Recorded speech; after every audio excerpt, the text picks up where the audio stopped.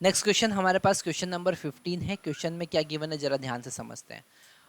Two bodies of mass 10 kg and 20 kg respectively kept on smooth horizontal surface are tied to the ends of a light string. A horizontal force of 600 Newton is applied to A and B along the direction of string. What is the tension in the string in each case? Okay, तो यहाँ पर हमने horizontal surface, ये हमारा horizontal surface है। okay?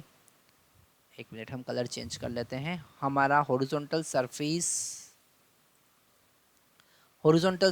है और इस हॉरिजॉन्टल सरफेस पर चूंकि ये स्मूथ सरफेस है तो हमको फ्रिक्शन की बात नहीं करना है।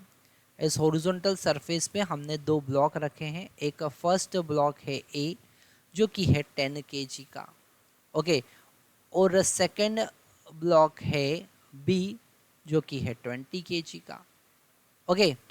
अब हम इन पे फोर्स लगा रहे हैं इस स्ट्रिंग के अलोंग। फर्स्ट केस में हमने ए पर फोर्स लगाया है 600 का और सेकंड पे हमने बी का। तो हम फर्स्ट केस देख रहे हैं, उससे पहले अगर हम इस पे 600 का न्यूटन का फोर्स लगाते हैं तो एक्सेलरेशन कितना होता है, तो दोनों को हम एक कंबाइंड बॉडी कंसिडर कर सकते हैं। तो force is equal to m1 plus m2 total mass and acceleration, क्योंकि दोनों का एक्सेलरेशन सेम होगा। तो फोर्स कितना है 600 और ये हो जाएगा 10 और ये हो जाएगा 20 मतलब कि 30, है ना। तो एक्सेलरेशन कितना हो जाएगा 600 इज इक्वल टू 30 इंटू ए, ये 0 से 0 कैंसिल, ए इक्वल टू कितना आया 20 मीटर पर सेकेंड स्क्वायर, ये एक्सेलरेशन आया।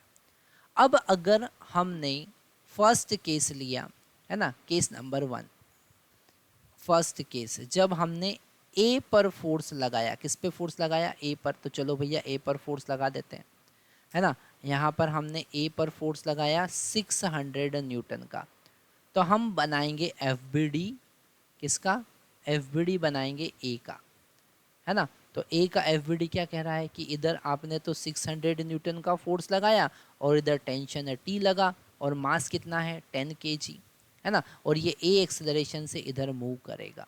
तो 600 minus T equal to mass है 10 और एक्सेलरेशन ए, और एक्सेलरेशन हम पहले ही कैलकुलेट कर चुके हैं। दोनों केस का एक्सेलरेशन सेम होगा, दोनों केस का एक्सेलरेशन सेम होगा क्योंकि दोनों केस में एक्सटर्नल फोर्स इक्वल है, टोटल मास इक्वल है ना। तो यहाँ पर हम लिखेंगे T is equal to 600 minus 10 into 20 मतलब कि ये हो गया 400 न्यूटन। पहले केस में एक्सेलरेशन कितना है, सॉरी टेंशन कितना है 400 न्यूटन। अब हम सेकेंड केस देखते हैं, है ना, सेकेंड केस देखते हैं। सेकेंड केस में अब हमने बी वाले ब्लॉक पर फोर्स लगाया है ना, बी वाले ब्लॉक पर फोर्स लगाया है यहाँ पर एफ। अब बी वाले ब्लॉक पर फोर्स लगाया है तो उसका एफ बी डी जब हम बनाएंगे, हम क्या कर रहे हैं F B D of B, तो यहाँ पर फोर्स इस डायरेक्शन में लगा 600 और टेंशन लगा पीछे की तरफ टी और मास कितना था 20। तो हम यहाँ पर लिखेंगे 600 minus T is equal to 20 into A, है ना, ये इस डायरेक्शन में ए एक्सेलरेशन से मूव करेगा। तो हम लिखेंगे T is equal to 600 minus 20 और A का वैल्यू कितना है 20, दोनों केस में एक्सेलरेशन तो सेम ही रहेगा। T is equal to 600 minus 400 मतलब T is equal to 200 newton. इस केस में टेंशन कितना होगा 200 न्यूटन। अब यहाँ पर आप एक क्वेश्चन पूछ सकते हैं कि सर दोनों केस में एक्सेलरेशन सेम क्यों होगा, ओके, क्योंकि टेंशन जो है वो इंटरनल फोर्स है ना। टेंशन, नेट टेंशन का फोर्स अगर इस सिस्टम पर देखेंगे तो वो ज़ीरो हो जाएगा, ओके। तो आप इस मेथड से बिल्कुल ये क्वेश्चन सॉल्व कर सकते हैं और आपका एग्जैक्ट आंसर आएगा। Thank you.